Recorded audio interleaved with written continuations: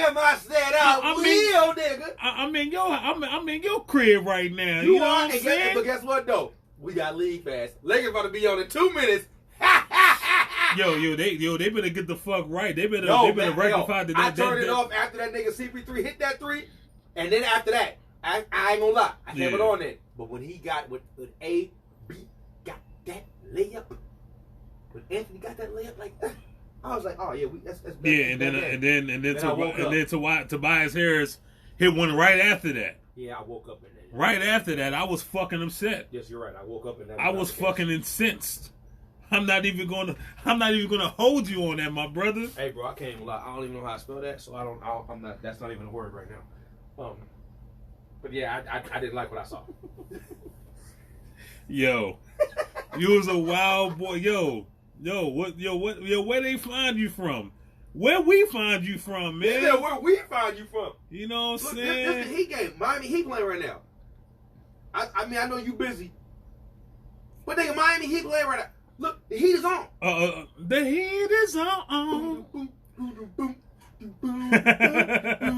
Well, what's going on, people? It's your boy Kingdom Coff Bizz with another episode, another Thursday of the Kingdom of Coff Bizz. I'm having a lot of fun because I'm actually doing this live and direct from my boy's spot. You know what I'm saying? Because we've been hanging out. You know, we just got done eating some Buffalo Wild Wings. You know what I mean? I just got done moisturizing because last week I was ashy as fuck before I got on the camera. And I told y'all that I didn't care, but I really did. But I couldn't do anything about it after that because I didn't want to get up.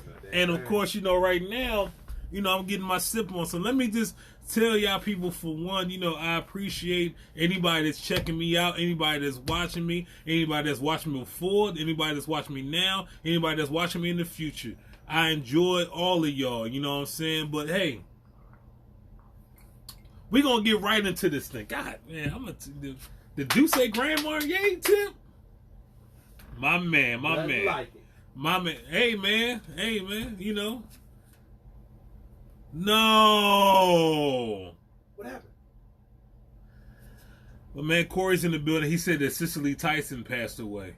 Damn, man. I didn't even know. Oh man, that's yeah. Do me a favor. If you can look that up. Yeah, I'm doing it. Yeah. Just damn, bro. Shit. Hey, Ryan, what's going on, Ryan? So listen, right? Yeah. So, yep. And it's crazy that you know that we just got that information. But what I did want to start this up with, I wanted to give a shout out and a rest in peace to Kobe Bryant. It did just pass, you know, his 1 year anniversary. And I did want to read off the names of everybody that passed on because I feel like not enough people do that. Of course, a lot of people, they remember when that helicopter crash happened. They remember Kobe Bryant. And some people, they remember, Gianna Bryant. Let me just read off the names. Kobe Bryant, Gianna Bryant, Ara Zobayan, John Adabelli, Carrie Adabelli, Elisa Adabelli, Christina Mauser, Sarah Chester, and Peyton Chester. As far as, you know, people that passed on, if I'm leaving anybody out, just let me know. Thank you for being a news outlet. Unfortunately, you know, with me and my boy, I'm setting this whole thing up, and, you know, of course, I'm coming over here. Because, you know, for anybody that watches me, I know I do this on Thursdays at 8 p.m. Eastern Time. But my boy said, well, hey, you know, I got the NBA League Pass. You want to come through, hang out, we can eat some wings, we can get our drink on. And that's what I decided to do, you know what I'm saying? But once again, I do want to give a big shout out to Kobe Bryant. And I do want to express a few things from that. I know that last year when this happened, that there were some people that were speaking out about, you know, how Kobe Bryant, you know, they were talking about, you know, his prior rape case, you know, where, you know, to be honest, real talk, there wasn't really a direct conclusion in that case for a lot of people, you know, because the case the case was dismissed and things of that nature. And because of that, some people, where if you're somebody that thinks that Kobe did do that, you feel like you didn't get justice. If you're somebody that feel like he didn't do that, then, you know, hey, you know, you weren't really too concerned. And of course, it's something that people brought up after his passing. And this is the one thing that I will say. I don't like to speak, you know, when people, you know, have cases when, you know, like when they weren't found guilty. And the reason why I say this is because there are times where, you know, where a guy might be accused of something and they don't get convicted for it, but that guy might, you know, still have that stigma running behind them. And of course, you know, in fewer instances, but it also happens with women and children as well. But I do at least want to say this. To me, because of the fact that but y'all know me, I'm pretty consistent. If it's a situation where somebody didn't get found guilty of anything, I'm not necessarily trying to just, you know, to really speak my piece on that. That's for courts to decide. That's for the court of public opinion to decide. That's not something that I'm going to decide.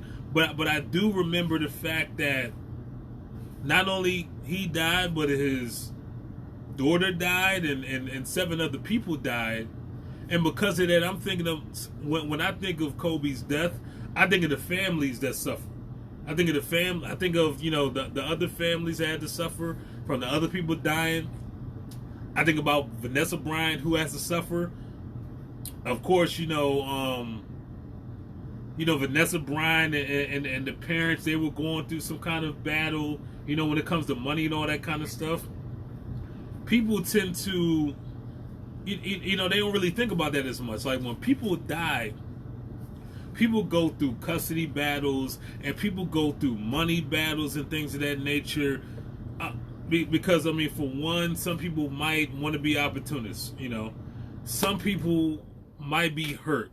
But ultimately, people are trying to find the best way that they can deal with somebody passing. That's what they're trying to do. You know what I mean? Right or wrong, I mean, it is what it is. That's what's happening. Oh, yeah, whoever brings it up, Corey said, whoever brings it up only said it for shock value and they're assholes. I mean, I don't necessarily like to, see, this is the thing. I don't necessarily like to call people assholes only because people are entitled to their opinion. And honestly, there are some people that, you know, where they didn't necessarily, anytime that there's a case like that, and I'm talking about murders, I'm talking about robberies, I'm talking about B&Es, I'm talking about sexual assault cases, anytime that something like that happens where there's not like a complete conclusion that happens where somebody's found guilty and not innocent, anytime that somebody is found where somebody settles, or anytime that the case is found to be dismissed, when those things happen, people are going to have opinions one way or another. And I don't necessarily like to just flat out dismiss that, because there are people that are fighting for victim rights. You know what I mean? So I'm not going to be the one to do that. You can do that. Other people can do that. And me, I tend to lean on women to do that personally, because I don't like to, you know, feel like I'm speaking out of turn in that regard. You know what I mean? Well, but just getting back, you know, to his family and other families, you know, it's just one of those situations where, I mean, hey, on that day, 9 people lost their lives. It was a helicopter that was flying in fog that fell. You know what I mean? Okay, Corey says, you know, there was a conclusion. The victim was unreliable. While I agree that the victim was unreliable, but the only reason why I say that, and Jay, if you want to back me up on this, you can't. People, when it comes to the psychology of the matter, people say that there are reasons why, you know, why a sexual assault victim might not come out immediately. You know, they might initially feel ashamed. You know what I mean? They might initially not want to tell anybody. You know what I mean? They might, and honestly, like when things happen, like when crimes happen, people don't always want to just come to the conclusion that somebody did something wrong to them. Sometimes people want to say that, well, hey, they didn't mean that. Or, hey, you know, this kind of turned the corner. Like sometimes when things happen, people actually, a lot of times people want to blame themselves more than they want to blame, who can be the potential criminal in that matter. So once again, I mean, I dig you. I dig your vibe, and I understand you feeling like that. And trust me, I felt like that when that happened. Like when that happened in 2004, I felt the same way. You know what I mean? But just me being around women and me being around them, listening to them, and them telling me things, I just don't really like to speak heavily on those things. I mean, what you think about that, Jay? No, I mean, I definitely understand it. I feel like what you're saying, it does make sense, and I can empathize with that. But being a man, it's too hard to put yourself in a woman's perspective. Exactly. Vice versa. The only thing that I can say is that when you, as a man, when we talk to somebody about something over and over and over and over again, mm-hmm. and then somebody says, you bitching about that. Right. You crying about that. Mm-hmm. That makes us reluctant to ever speak about that or watch what we say and how we say it. That's human nature. Right. When a woman says something to not even that magnitude, but if they have that same intuition of feeling like, right, I feel like I'm complaining, I feel like I'm bitching, even if it's something that was traumatic that happened, or something that was egregious that happened. Correct. If you have that, even a piece of that mentality, imagine that magnified by that trauma. You know, and I know that can't help us relate to that in a 100% standard, but that's a piece of it, and because we've all been at that instance, that point, and you can only imagine how anybody can take it, would take it, could feel, would feel, and so the reason that a lot of individuals don't come forward, I could honestly see that. But then, when you actually open your mouth and tell somebody, but it might not be the right authorities, I feel like that's what comes into question. Not that everybody does that, but at the times that does happen. And I feel you, my brother. I'm just gonna say this, bro. As long as I'm not a judge, as long as the only judge that there is God, I'm just not instantly just jumping out. That's all I mean with that. Right. You know what I mean? But But we gonna kind of kill that right there, and I'm just gonna say once again another rest in peace to Kobe Bryant and the other people that were that lost their lives in that matter, and we're gonna leave it at that. It was definitely the reason why I say that is because it was one of those things where it was kind of the tip off to how people thought that 2020 might go. And we saw how 2020 ended up.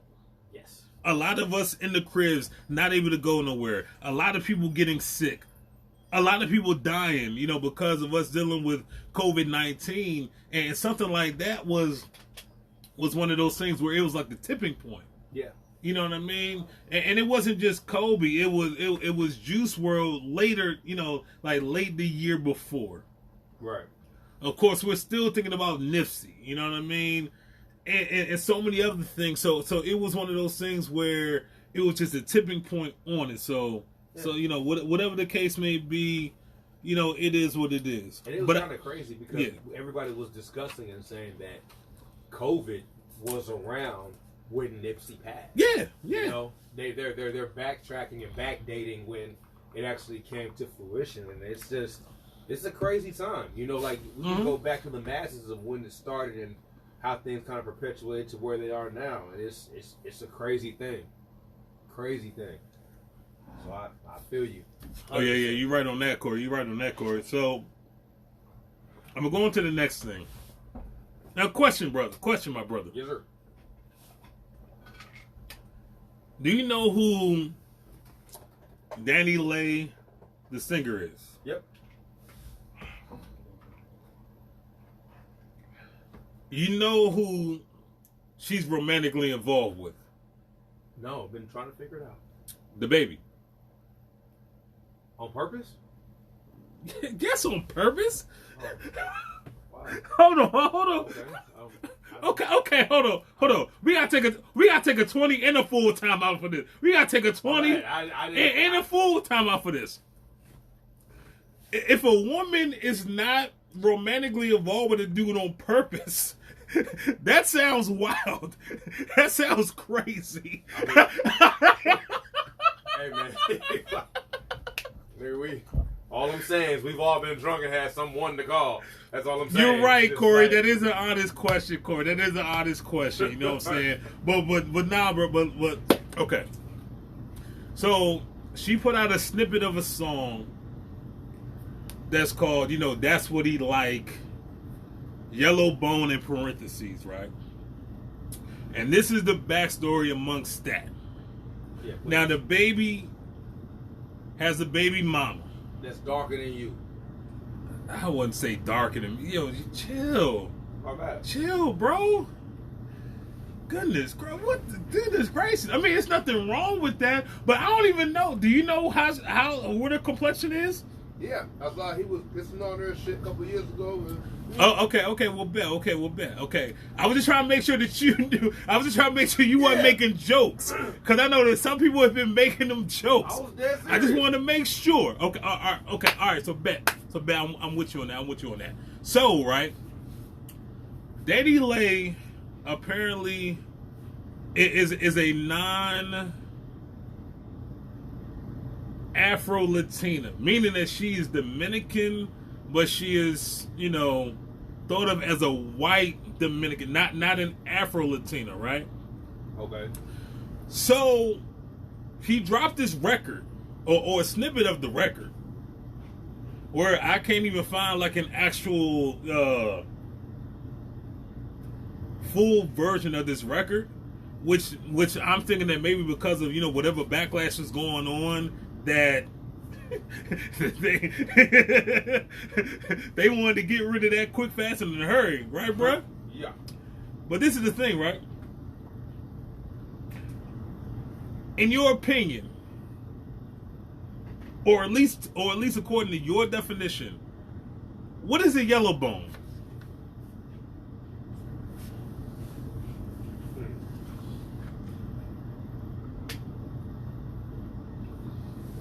Yellow bone can be classified as an individual female that is mixed with Caucasian and African American blood that makes up light in the masses, able to get a tan, good perm hair having somebody, got you, curly hair all the time. Now here's my question. So here's my question to you, right? Here's my question to you. So if a young lady is Dominican, but she's not an Afro-Latina, which means that she's not necessarily from, what people would think of as being an Afro-Latina. She's a white Dominican. Should she consider herself a yellow bone? So, I'm glad you brought that up. Okay. So we rapping right now. We talking right now. I'm digging it. We are. Uh-huh. Because my ex-girlfriend was Dominican. Uh-huh. She was actually from DR. From the DR. I can dig it. But moved to New York and the Bronx like everybody else. Like all of them. Like all the bartenders. Yeah. Like seriously. Yeah. But when you look at her and you see her, uh-huh, she's a yellow one.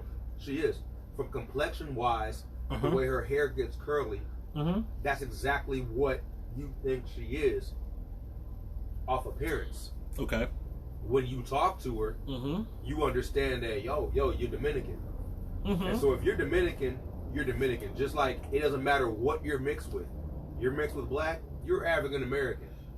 It's along the lines of the same concept. And I'm so glad that you said that, because the way that I understand it, when Africans were brought to the Western Hemisphere as slaves, right? They were brought not only to North America, which we currently are in now, the United States of America, right? But they were also brought to Central and South America. the Dominican Republic They were. would be one of those areas that they were brought, right? So when you say that somebody is white and Dominican, hey, what's going on, cuz? When you say that somebody is white and Dominican, if they're Dominican, aren't they? They are Dominican. You can't take. But not only that, but are they also Afro-Latina, meaning that they have African roots as well? Because they was brought here, and I will say, they were brought to Central and South America by the same diaspora that we were brought to North America. In the same scheme of things, yes, I believe you are right. Mm-hmm. What I feel that is a cultural difference from what's displayed is the fact that Dominicans speak Spanish. So when they do, team was good. They're classified in a lane, right? Different from what they are, right? That's the only difference. Because if you're mixed with black and white, you're not. Nobody's gonna say, "Oh, yo, you just white, you white, you white, you white." Because if you come around the hood and you listen to rap, you listen to R&B, and you relate to whoever it is that's the culture, whatever. You're part of that, no matter what. Like, no, you're coming over here, right? But you know, as I know. If you are in VA, and you're hanging in Chantilly, and you're around the other part of your heritage, oh yeah, we know what it is. That's what you're gonna be considered. Mm-hmm. So but it's the same thing. And you think about it. When we were in what was the bar we went to that we would go to next to the joint in Chinatown? You talking about the one where they had the beer and stuff? The video games. Me and you met there. Oh, Penn Social. No, not that one. The other. Oh, Jackpot. Because remember, Jackpot was the one that was like the bar we would go to get fucked up. That was the one when I stole with the niggas darts. No. That's what I'm talking about. But that wasn't Jackpot. It was Up. That was Jackpot. Jackpot was the one that had the free peanuts, the free popcorn. That was Jackpot. Oh no, Rocket Bar. Boom. So with Rocket Bar, one time you were in there and you called me on a Friday and was like, "Hey Jay, I'm in here," and I said I'm gonna meet you. Ken was supposed to meet us. Ken didn't. Right. You were in there drinking for like an hour and a half by yourself. I came in and said, "I'm sorry, dog, because I was waiting on him. He didn't come." Cool. Well, we sat there. Drake was in town. They had a concert at the Verizon Center. Yes. Now remember that Boricua that was sitting right next to me with her dude that left. When she dropped her shit, I asked her, I'm like, "Yo, where are you from?" She's like, "Oh, Mom, I'm from Miami." She said, "I'm Cuban." Yes. I said, "Oh, okay, that's what's up." Yes.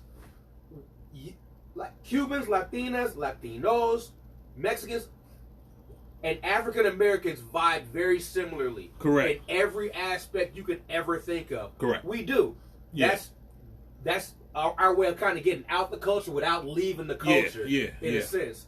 Yeah. So that's why I'm saying the only difference is literally they just speak Spanish, and typically African Americans don't because of where they were originated from and where they actually come from. Not a good or bad thing. That's just a factual thing. So with that, you either rock with it or you don't. Correct. But sometimes, like me and my ex, I can honestly say, I was like, "What's up, my nigga?" She's like, "What's up, my nigga?" And it wasn't looking derogatory at it. It was like we were relating as like, "Yo, you know what it's like to be broke and struggle and try to get ahead and do that." Yeah. I had this same epiphany. I had that same upbringing in certain ways. Right. So with that, that's why we vibe so fucking well. Correct. And we always had the mentality. It's always me and her against the rest of y'all. Yeah. You don't have that with certain cultures. You don't have that with certain people. But when you do, that's what makes it special. My man. I'm just saying that with that culture, yeah, I've never not had that.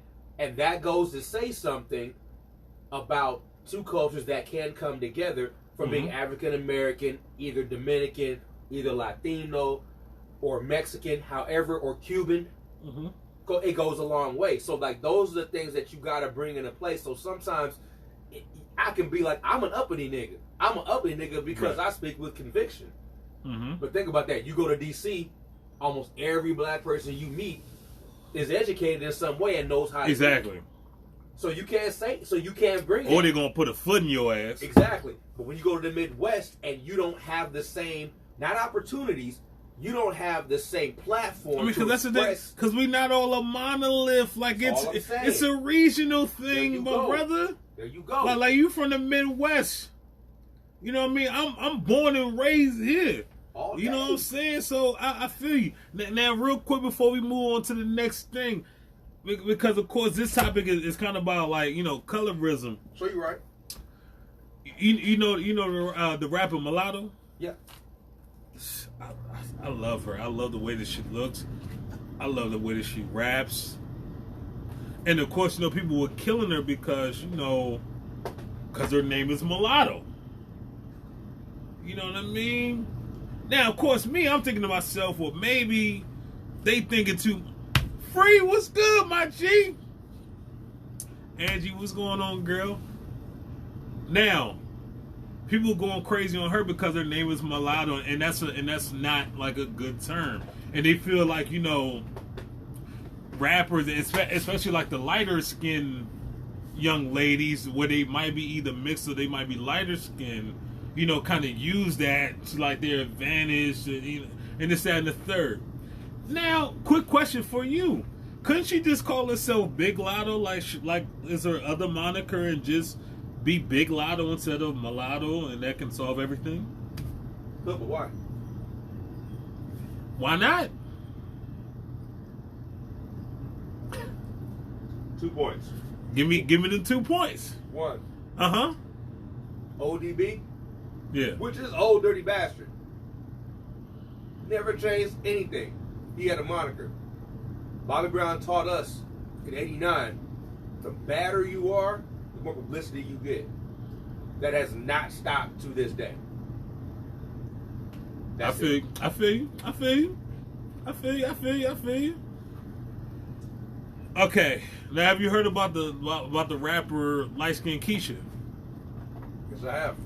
Now, why can't she just call herself Keisha?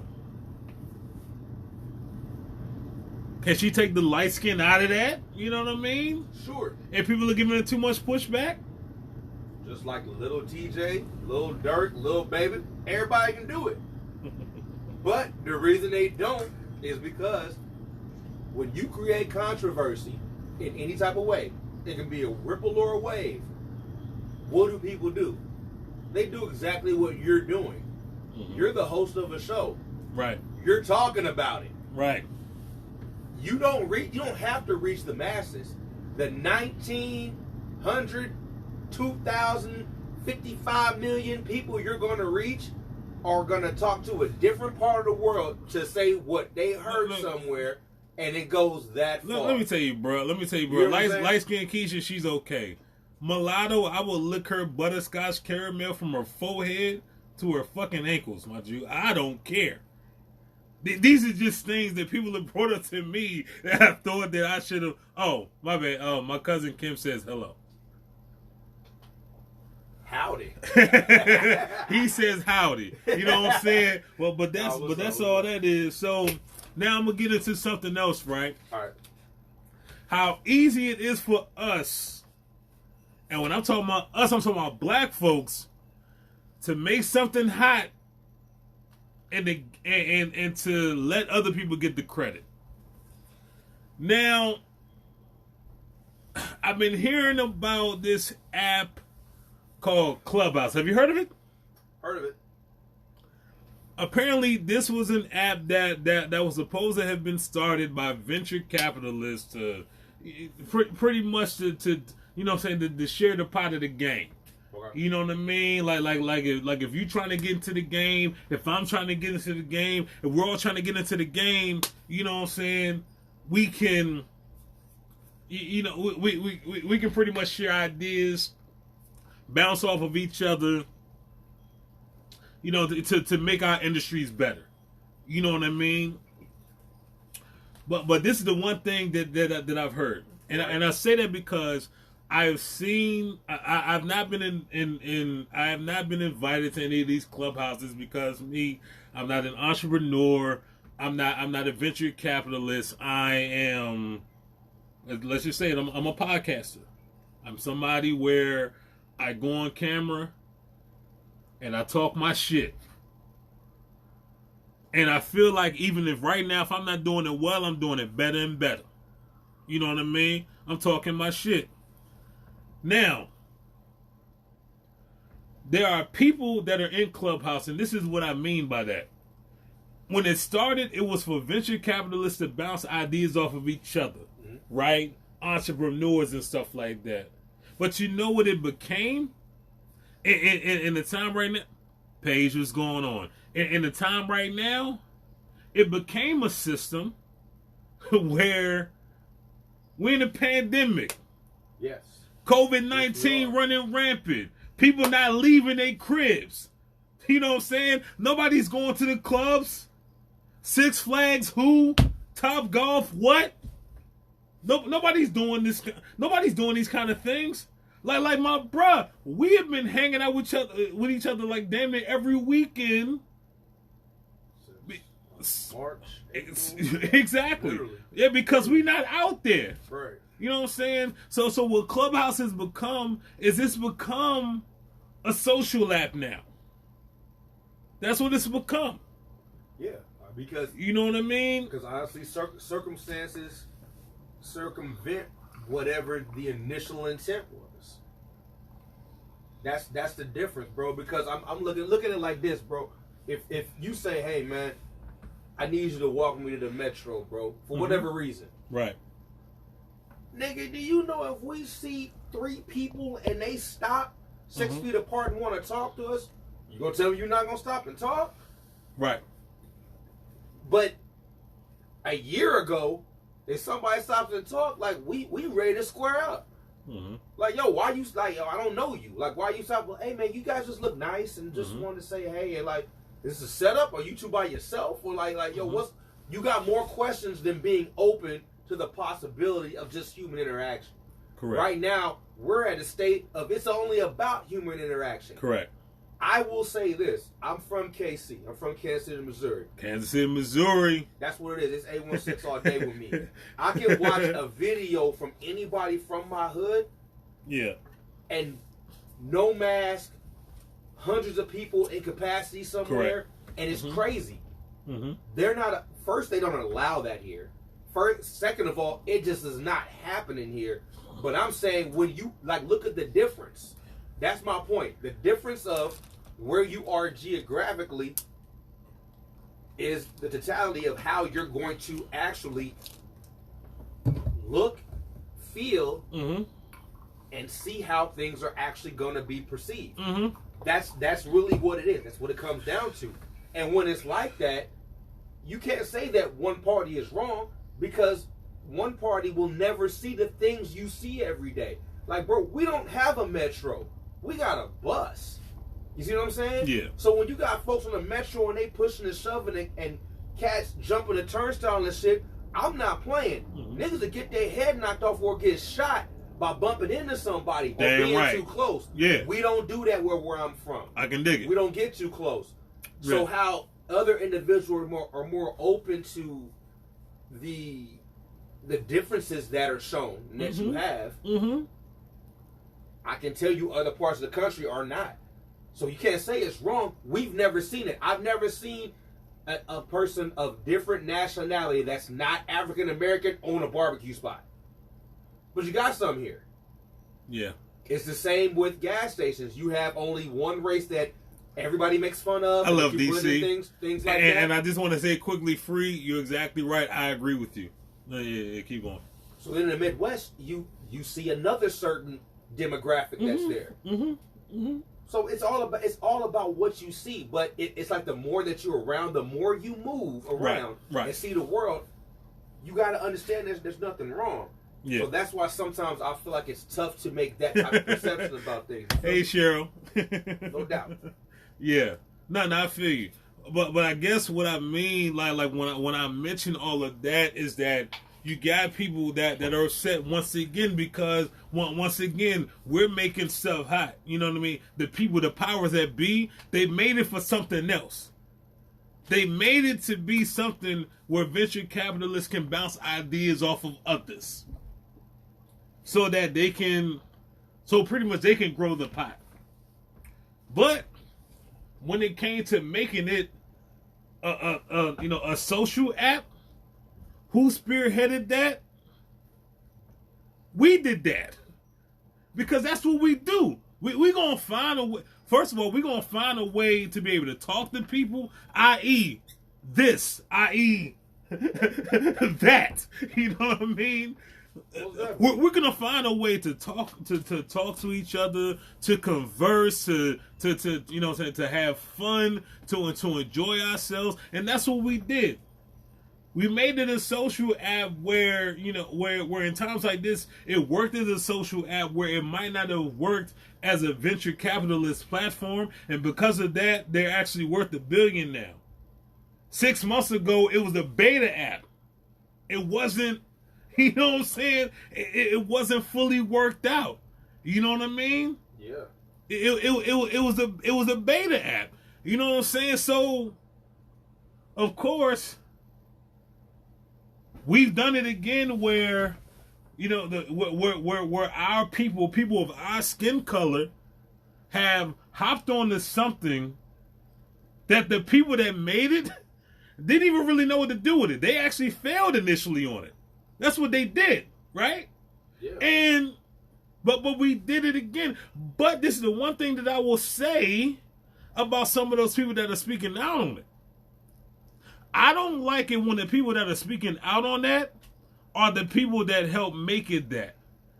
Are the people that are still doing that. They're still helping to grow that platform. See, me, I'm doing this. I'm in South. Well, I guess currently now I'm in Southwest DC, but I stay in Southeast DC, bruh. I live in Simple City. You know what I mean? I'm not moving the needle on shit. I'm not famous. I'm far from it. I ain't nothing in the grand scheme of things. I am nobody. But for the people that are making millions, and for the people that are actually helping them grow this market, for them to be, talking shit about, how somebody is profiting off of us again, I will say this: for the people that have the power to move the needle, you stop contributing to it, and I don't want to hear you talk about it. That's just me. It is what it is. Now, let me talk about one more thing. One more thing in excess, but before we get off of this thing, right? So, bruh, my man. Yes, sir. So you know about the Seattle, well, the former Seattle Seahawks offensive lineman who, he's a former Seattle Seahawks offensive lineman for a reason, because he decided to choke out his girlfriend. Let's talk about it. So, what do you know about it?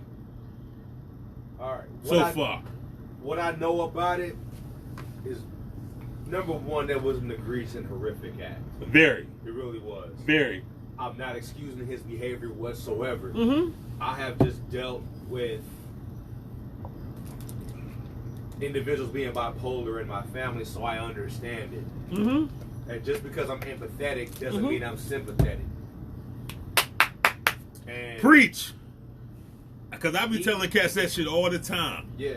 He needs to be held accountable for his actions. From what she said and what we heard. Hey, Free, you right on that. No matter what.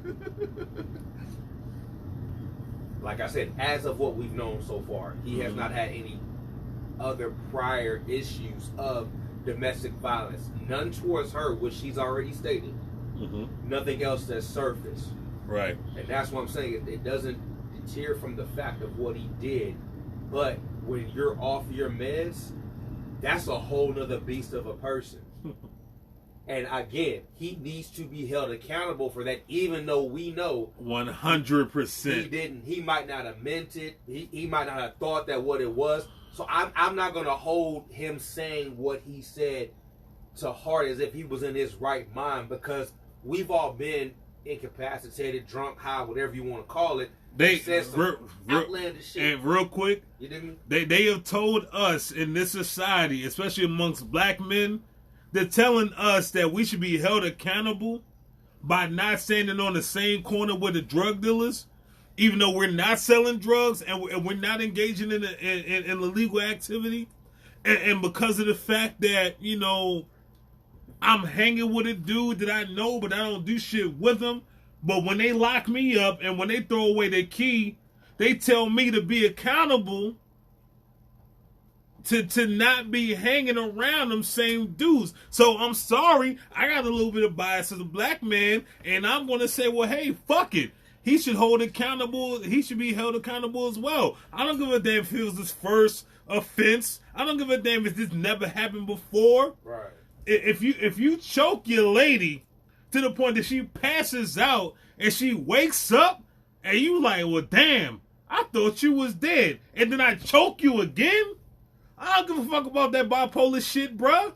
I don't care. You should be held accountable to that as well. I don't care. It is what it is, because the thing that I always say about somebody, when somebody's suffering from something of a mental illness, I know tons of people that say that same thing, and I'm not saying that you're saying it to. I'm not saying that you're saying it to give somebody an excuse, but I do know people that say that to give people excuses until it happens to their brother, to their mother, to their sister, to their daughter. Now all of a sudden it's different. Now all of a sudden it's kill everybody. Now all of a sudden, no, this motherfucker needs to be behind the jail. He should get the lethal injection. You're right, and that's what I was trying to kind of cut off at the pass. I'm sorry. I guess I jumped the gun. No, I'm not saying at all with any means he should get a pass. I'm saying it from a point of like. Of just strictly understanding from a human psyche. And Paige, I'm digging it, Paige. I feel you, Paige. No human's gonna say some shit like, if I whoop your ass right now, and I beat you till you're unconscious, and you wake up, and I say, damn, you not dead yet, and I go back to doing what I'm doing as if you don't matter. Now think about that. I just hurt you. I just try to take your life, or whatever else. But I'm not worried about what the fuck you gonna do, because this food is more important. This Kellogg's in this bowl is more important than whatever you think you can do. That's not the same person. Because any nigga, any other person. No, that Kellogg's ain't slapping like that. First off, and then second off, if I'm in that position, I'm sorry, people. If anybody gets offended, I try my hardest to not make this so heartfelt. Like trust me, bro. Like when we talking about Kobe, I damn near wanted to cry, but I try to make this as jovial as I possibly can. I'm sorry. And there's nothing wrong with that. Go ahead. But what I do know is that any level-headed individual, correct, you always gonna watch your six and anything that's in front of you, especially if you did harm to somebody or something. You got that right. The fact that he didn't do that, and I don't give a fuck if you a woman or not. I don't care about that. Anybody, anything. That shows how screwed up you are and how much you're lacking. That's the only thing I'm saying about the being able to understand it. Not condone it one way or another, or even accept it. I'm just like, oh yeah, that motherfucker's off his shit. He definitely need to be locked up, because this is the thing though. From back when Chris Rock gave his special, what happened to Just Crazy? Yeah. And Paige said, don't forget she locked herself in the bathroom and he broke into the bathroom to continue to try to kill. That's what I'm talking about. Like, exactly. And see me, and I'm not going to front. I'm not going to front. And I know that there are people that watch my show where everybody's not from my skin color, and I applaud them and I appreciate them. I really, really do. But I'm going to say this. I'm saying this right now, bro. I'm not going to hold no bones about this shit. I do have a bit of a bias because he is a white man and that's a black woman. I do got. I'm sorry. I'm not, and I'm not apologizing for saying that. I do have a bit of a bias. I hear you. I do. I hear you. I hear what you're saying. You But know I what I'm also saying? But I also understand why. Because you know why I have a bias. Do you remember? Do you know who Josh Brown is? Yeah, I do. The kicker from the New York Giants. When right after fucking Ray Rice got shunned from the league because his wife was pressing him out, and he pushed her in retaliation. Her head hit a bar in the elevator. Yeah. All of a sudden, he no longer has a career. Yeah. The nigga choked her, dragged her out. Right. Remember all that. Right. And he had media coverage every fucking day for a few months. Yes. But nobody said anything about Josh Brown, the kicker from the New York Giants. And of course, some people were telling me, "Oh, but he was just a kicker." Some people were telling me, "Oh, he was old." So, I don't give a fuck. I don't care. Everybody should be getting equal treatment among this thing. And hopefully by people, talking about this, Chad Wheeler, I believe is his name off of memory. The offensive lineman from the Seattle Seahawks. I believe that Chad Wheeler is his name. Hopefully, by people like myself and you and others speaking about this shit, that, he can eventually get media coverage about this shit every day. Because, of course, when this happened, they released him from the team. Yeah. And honestly, they might have released, it wasn't like he was an all-pro team captain. You know what I mean? He was no one of significance. I guarantee if it was Tom Brady, they would have gave him every chance in the book. Man, he'd have got new fingerprints. Stop lying. You goddamn right he would have got new fingerprints. You know what I'm saying? So hopefully by all of us, anybody that has a platform, anybody that has a show,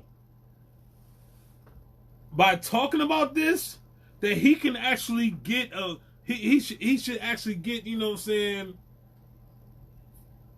as much attention about this as going to bring dirt to his name. Because you know why I say that? You know who else? Remember Richie Incognito? Yeah. The offensive lineman that was saying foul shit to the offensive lineman Jonathan Martin, and you remember that Jonathan Martin was no longer in the league after that incident because they felt like he was too weak in the mind to stand amongst that shit. But Richie Incognito, year after year, got offensive lineman job here, offensive lineman job there, offensive lineman job here, offensive lineman job there. Remember that shit? Yes, I do. To the point that he could retire on his own terms as an offensive lineman. When the black offensive lineman that he was calling nigga and this and the third, that they thought he was too weak in the mind to stand into the game of football, that he didn't have a job no more. But Richie Incognito, he can do his thing year after year after year. Yep. Come on, man. And let's see, and Page says position shouldn't matter, skin color shouldn't matter, point blank period. Actions should be the same. Drag him the same as they would have if his skin was dark, and you goddamn right. I rock with you, Page. That's how I feel. Because he was me. Unfortunately, if things were equal, if there was more equality in this world, if there was more equality in this country, I would say, well, you know what?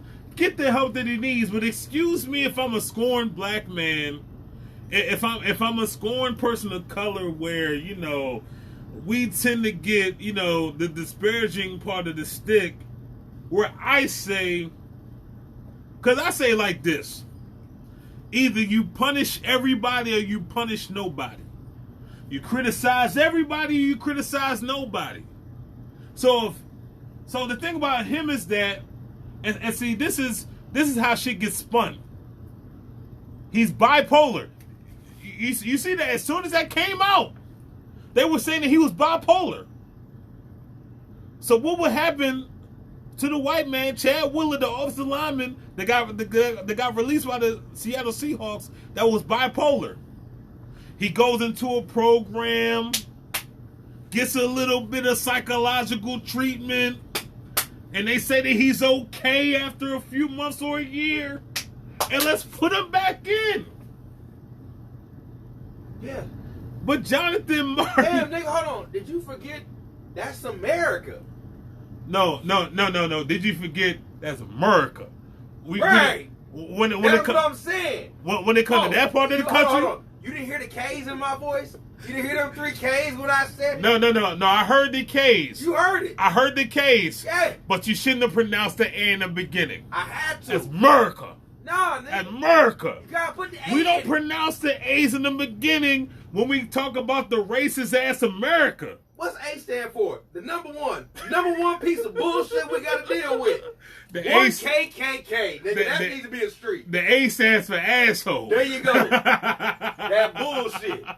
That bullshit for real. That bullshit for real. So we gonna end on that time, and I'm just gonna say a couple of quick things here. Oh, okay. Let me see. Paige is saying something that's kind of... Oh, shit. She's saying something that's kind of real. She says that having been in a domestic violence situation, you know damn well that wasn't the first time he beat her. This was the time that she believed that he was actually going to kill her. Unfortunately, it gets to the point, and sometimes that happens to be too late to get out. Now, they're going to say a couple of quick things. R.I.P. to Larry King. I know a lot of people, they say what they want to say about Larry King, but R.I.P. to him. He was one of our guys where, he had some of the best interviews. He was one of the best interviewers. And because of the fact that, it's different than Piers Morgan. It's different than Mike Huckabee. It's different than, Anderson Cooper. When there's no affiliation to a news program, then you can get your shit off a little bit more. You can kind of be a little bit more lax, a little bit more loose when you're interviewing people. And to me, Larry King was one of those guys. You know what I mean? So, R.I.P. to him. All right. Tom Brady does it again. Tom Brady gets to another Super Bowl. But you tell me what's going to happen when Tom Brady and the Buccaneers get to the Super Bowl and they play Pat Mahomes and they play Tyreek Hill and they play Travis Kelce and they play Clyde Edwards-Helaire. What's going to happen to them? I'm going to let you know. I'm a humble dude. He's a Kansas City Chiefs fan, by the way. My city's humble. Okay. We don't talk shit. We gonna handle business. Okay. I want you to hear what I just said. We about to handle business. All right. So here's the thing. You said that you're a humble dude. That your city's a humble. Nigga, we gonna handle business. Hey, that's what I want to hear. That's what I wanted to hear. That's what I wanted to hear. Don't worry about no fucking Tom Brady. You got that right. We You ain't got worried that about right. TV. They gotta worry about us. Woo! That's why I said I'm humble. I like that kind of I'm talk. not saying nothing else. I like that kind of us. talk. That's it. Okay, now Deshaun Watson's demands. Back to myself. What do you think is going to happen with Deshaun Watson? Oh, he will be traded, but it's just about where. Where do you think he's going to go? He could possibly go to the Patriots, which would be a very good look for him because he could fit in that offense well. But then where's Cam going to go? And then Cam would kind of... No. Cam's not going to be a Patriot. You saw the season he just played? No. He's not going to be a Patriot anymore. No, I'm saying there's nowhere else in the league he could possibly go. He's as good as retired. So, he's Jameis Winston 10 years after the fact. So this is what I'm saying. The only places that Cam could possibly go were the Colts, maybe the Texans, but he's never going to go anywhere else. I actually feel like Deshaun Watson is going to go to the Colts, actually.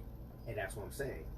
Because, see, if he goes there, Pats keep Cam, or the Jets, most likely. Uh-huh. There's options on bad teams that he could go to, Yeah, and still make a better impact than anybody else they could possibly bring in from starting off. That's why I'm like, he has options. Deshaun has options that aren't slightly better than the Texans at all. this is a pretty good drink. Yeah, good job. You're And welcome. let me finish this drink. Like I'm about to finish this show. So listen, I appreciate anybody for checking me out this week. If you're checking me out in the middle of the show, please show up. Please open it up at the beginning and watch. And if you put any comments after the fact, I will respond to them. Please like it. Please share it. And once again, please comment on it. Remember, every Thursday, 8 p.m. Eastern Time is when the Kingdom of Coff Bizz drops. Every Sunday, 7 p.m. Eastern Time is when the YouTube version of it. He said you're welcome, which means that you should say thank you. Okay, bruh. Okay. Free with the Eagles. Y'all won the division last year, but y'all was at the bottom of the division this year. Don't say no Eagles. Deshaun Watson's not playing with the Eagles. Y'all got Doug Peterson out of there, which means that Carson Wentz is going to be y'all quarterback next year. So that's that. Yeah, but let me go ahead and my man JC. I appreciate you for having me. I appreciate for hanging out. I appreciate for me, enjoying this good cognac and Grand Marnier. And we're out. This is the Kingdom of Coff Bizz. I will be back next week. And I'm out of here. No, my Cowboys were in the NFC East division, but we were better than the Eagles. So, there you go.